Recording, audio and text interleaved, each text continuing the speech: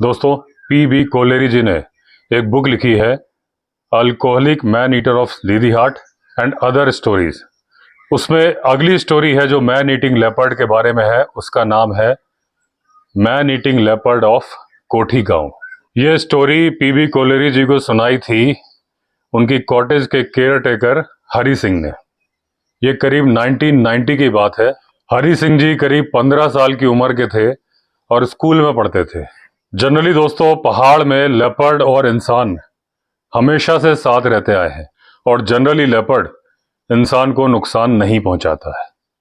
गढ़वाल की बात है, हरि सिंह का अक्सर आमना सामना होता था लेपर्ड से, या कभी ना कभी कहानियां सुनने को मिल जाती थी लेपर्ड के बारे में।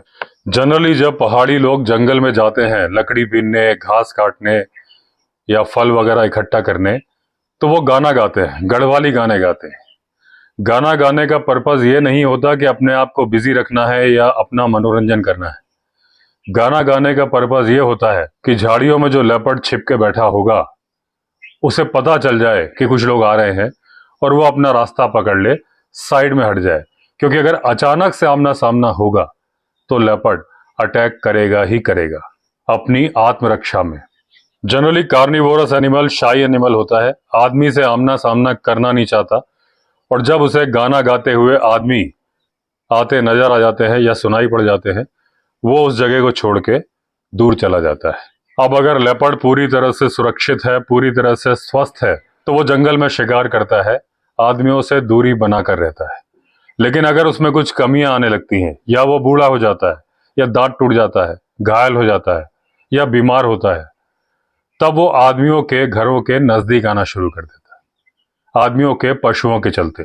और इस सिलसिले में उसका आमना सामना हो जाता है पशुओं के मालिक से, यानी कि इंसान से। अब हरि सिंह ने बताया कि सावन भादों का महीना था, यानी कि बरसात का महीना, और उनका जो गांव था काना खुत, वहां पर कुछ जानवर गायब होने लगे। कभी मुर्गियां गायब होने लगी, कभी बकरियां गायब होने लगी, और एक दिन गायब हो गई एक गाय। फिर जो गांव का आवारा कुत्ता था वो गायब हो गया। रात को उसके चीखने की आवाज सुनाई दी थी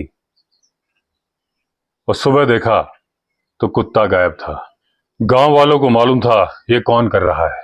सब जानते थे कि एक लेपर्ड का काम है, क्योंकि इतनी चतुराई से, इतनी सफाई से जानवर गायब करना सिर्फ लेपर्ड को आता है।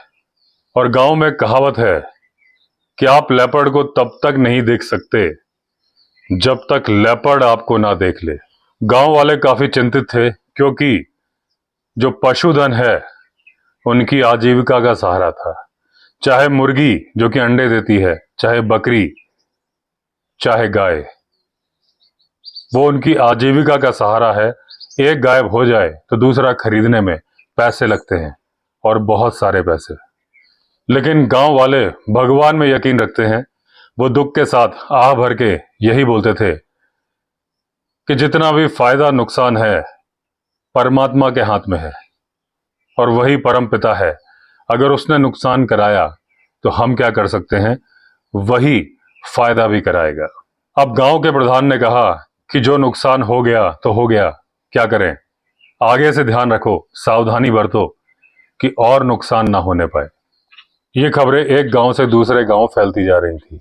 लोग सावधान थे। 3 से 4 लोग एक साथ पशु चराने जाते थे। सूरज ढलने के पहले ही जानवरों को बाड़े के अंदर कर देते थे। और जब इतनी सावधानी बरती जा रही थी तो लेपर्ड भूखा रहने लगा था। दोस्तों, जो पहाड़ी घर होते हैं, ट्रेडिशनल पहाड़ी घर, उसमें 2 फ्लोर होते हैं। ग्राउंड फ्लोर में एक कमरा होता है जिसमें पशुओं का चारा रखा जाता है, और एक कमरा होता है जिसमें कि अन्न रखा जाता है, अपना राशन वगैरह रखा जाता है, कैरोसिन वगैरह रखा जाता है, क्योंकि सर्दियों में कैरोसिन की जरूरत पड़ती है। और जो ऊपर का फ्लोर होता है उसमें बाहर से सीढ़ियां बनी होती हैं चढ़ने के लिए, उसमें खाना बनाया जाता है और लोग रहते हैं। जनरली जो पहाड़ी घरों में फर्स्ट फ्लोर की सीढ़ियां होती थी उसमें रेलिंग नहीं होती थी, क्योंकि पहाड़ी लोगों को बहुत ही नैरो इलाके में चलने की आदत होती है, तो वो रेलिंग की उनको जरूरत नहीं, क्योंकि बहुत ही पतले रास्ते में वो आराम से चल लेते हैं। अगर उस घर में बाथरूम है तो घर से थोड़ी दूर पर 10-15 फीट की दूरी पर बनाया जाता है ताकि हाइजीन रहे। बारिश के टाइम पर जबकि फसल अच्छी खासी उगी होती है, चिम्मी दाल जिसकी की ऊंचाई करीब करीब 4 फीट की होती है, बहुत सारी लगी होती है। घरों के आसपास के खेतों में बहुत सारी सब्जियां भी लगी होती हैं, सीताफल, तरोई, खीरा। अब जब इतनी सारी दाल 4 फीट के उसके प्लांट्स हैं, सब्जियां उगी हैं जिसकी की बेलें चारों तरफ फैली हुई हैं, हरियाली तो नजर आती है, लेकिन एक बहुत बड़ा खतरा भी होता है। इसके अंदर आराम से छिप सकता है लेपर्ड। अब जब गांव के लोग अपने पशुओं की सुरक्षा कर रहे थे तो लेपर्ड भूखा रह रहा था। वो गांव के आसपास घूमता था, इन दाल के पेड़ों में सब्जियों के बेलों के बीच में छिप जाता था, लेकिन उसे कोई पशु मिलता नहीं था।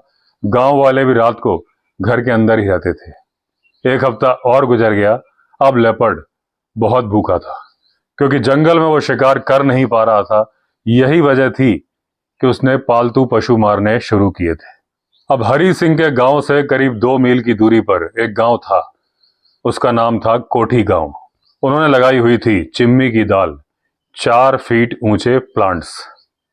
वहीं पर उन्होंने लगाया था मड़ुआ, और उस घर के खेत जहां खत्म होते थे उसके बाद ही शुरू होता था जंगल। अब यहां पर रहती थी पारो, एक 7 साल की सुंदर लड़की जिसकी मुस्कुराहट बहुत ही प्यारी थी। उस दिन लगातार बारिश हो रही थी, बीच बीच में बिजली भी कड़कती थी, और पहाड़ पर छा जाती है मिस्ट, जिसे कई लोग बोलते हैं फॉग। अब यह मिस्ट या फॉग फैला हुआ था। वो पारो गई थी अपने भाई और बहन के साथ खेत में। उसे लाने थे पंपकिन्स, क्योंकि आज भोजन पंपकिन का ही बनना था। उन बच्चों के पिताजी सेवा कर रहे थे उनकी मां की, जो कि बीमार थी, तो खाना बनाने और खेत पर जाने की जिम्मेदारी थी बच्चों की। तो मां ऊपर के रूम में आराम कर रही थी क्योंकि बीमार थी, और पिताजी देखभाल कर रहे थे। पारो बहुत खुश थी कि उसे खेत में जाने का मौका मिल रहा था, और वो अपने भाई बहन की मदद करती थी जितना उससे हो सकता था। ये लोग पंपकिन से इकट्ठा करके वापस लौट रहे थे। तभी भाई को लगा कि एक कुत्ता जैसा जानवर बैठा है घर के पास में ही। क्योंकि मिस्ट था या फॉग था, उसे क्लियरली दिखा नहीं कि ये कौन सा जानवर है, और उसने ध्यान भी नहीं दिया। उसका पूरा ध्यान था अपनी 2 बकरियों को घर के अंदर करने में, क्योंकि अंधेरा हो रहा था और उसके पिताजी ने कहा था अंधेरा होने के पहले जानवर घर के अंदर कर लेना। तो उसने अपनी बहनों को बोल दिया कि तुम लोग सब्जी बनाओ और मैं बकरियों को अंदर करता हूं। तब गांव में इलेक्ट्रिसिटी नहीं थी, तो भाई ने 2 पाइन टॉर्चें जला दी। दोस्तों, चीड़ के पत्तों से एक मशाल टाइप के गांव में बनाई जाती थी, जिसको जला दो तो बहुत देर जलती थी, रोशनी भी होती थी, थोड़ा थोड़ा धुआं भी होता था। तो उसने 2 टॉर्चें जला दी ताकि जहां बहनें कुकिंग कर रही हैं वहां पर भी रोशनी हो और घर के सामने भी रोशनी हो। गांव में इन पाइन टॉर्चेज को चिल्ला बोलते हैं। इनके लिए एक जगह बनाई जाती है, और क्योंकि पाइन की लकड़ी में गोंद बहुत होता है तो ये बहुत देर तक जलती है। अब जब ये चिल्ला भाई ने जला दिए, फिर वो नीचे आ गया और रोटी बनाने लगा। उसकी एक बहन पंपकिन की सब्जी बना रही थी और पारो चूल्हे में हवा कर रही थी ताकि आग तेज रहे। अब उसके पिताजी ने आवाज लगाई कि मटका खाली है, इसमें पानी भर दो। तो उसका भाई और बहन खाना बनाने में बिजी थे, तो पारो उठी कि मटका ले आऊं और उसमें पानी भर दूं। उसने अपने एक हाथ में पाइन टॉर्च ली और जिस साइड से लकड़ी की सीढ़ियां ऊपर जाती थी उस तरफ जाने लगी कि मटका ले आऊं। तभी अचानक से पारो के चिल्लाने की आवाज आई और उसके हाथ से पाइन टॉर्च गिर गई। चिंगारियां भी यहां से वहां फैल गईं। उसकी रोशनी में जो भाई ने देखा कि एक लेपर्ड, जो कि एक बांज के पेड़ यानी ओक ट्री पर बैठा था, कूदा, और क्योंकि झटके से पारो दूसरी तरफ गिरी तो उसने कंधे से पकड़ा और ले जाने लगा। जनरली लेपर्ड गले से पकड़ता है, क्योंकि ग्रिप में नहीं आई थी, तो जहां से पकड़ में आया वहां से उसने पकड़ा और उसको खींच के ले गया खेतों की तरफ। क्योंकि भाई ने जब चिल्लाने की आवाज सुनी तो देखा लेपर्ड मंडुआ के खेत की तरफ जा रहा है। भाई ने एक दूसरी पाइन टॉर्च उठाई और भागा लेपर्ड के पीछे, और बहन जोर जोर से चिल्लाने लगी जो कि खाना बना रही थी। उसके चिल्लाने की आवाज सुन के उसके पिताजी और पूरा गांव इकट्ठा हो गया। अब गांव के लोग और उस बच्चे का पिता और सारी पाइन टॉर्चेस जला के मंडुआ के खेतों की तरफ भागे। अब लेपर्ड ने जब कंधे से पकड़ा था पारो का तो पारो चिल्ला रही थी, लेकिन थोड़ी ही देर में पारो के चिल्लाने की आवाज बंद हो गई। इसका मतलब लेपर्ड ने उसे एक बार जमीन में रखा होगा, फिर उसका गला दबा के उसे मार दिया होगा, फिर आगे ले गया होगा। क्योंकि जब उसका भाई मंडुआ के खेत पहुंचा तो किसी भी तरह के चिल्लाने की आवाज नहीं आ रही थी। गांव की महिलाएं थाली और बर्तन बजाते हुए आगे बढ़ने लगी ताकि लेपर्ड डर जाए। जहां पर मंडुआ का खेत था उसके लास्ट किनारे पर बहुत सारा खून बिखरा हुआ था और वहीं से शुरू होता था जंगल। अब गांव वाले जंगल के अंदर भी गए, कई जगह खून के निशान मिले, लेकिन और कोई सुराग नहीं मिला। वहीं से स्टार्ट होता था एक रवीन, और जो कि 500 फीट गहराई तक जाता था। उसके बाद खून के निशान मिलने बंद हो गए तो सारे लोग समझ गए कि लेपर्ड बच्चे को वहीं ले गया है। अगले दिन सुबह रेंजर आए। गांव वाले और फॉरेस्ट की टीम ने दोबारा सर्च चालू करी और थोड़ी ही दूर पर, काफी आगे जाने पर मिले पारो के रिमेन्स। 2 छोटे से हाथ, थोड़ा सा खोपड़ी का हिस्सा। वहीं पर एक बकरी बांधी गई और फॉरेस्ट वालों ने बनाया एक मचान। फॉरेस्ट वाले बैठ गए रात में लेपर्ड के आने के इंतजार में। 20 फीट की ऊंचाई पर बनाया गया था मचान, जो कि जहां पारो के रिमेन्स मिले थे वहां से 30 फीट की दूरी पर था। जब गांव वालों ने पूछा फॉरेस्ट की टीम से कि आपके हाथ क्या लगा, तो फॉरेस्ट की टीम ने बताया क्योंकि बच्ची के 2 छोटे छोटे हाथ ही बचे थे तो लेपर्ड के आने की संभावना ना के बराबर थी। तो दोस्तों, ये स्टोरी यहीं पर एंड हो गई। लेपर्ड पकड़ा नहीं गया।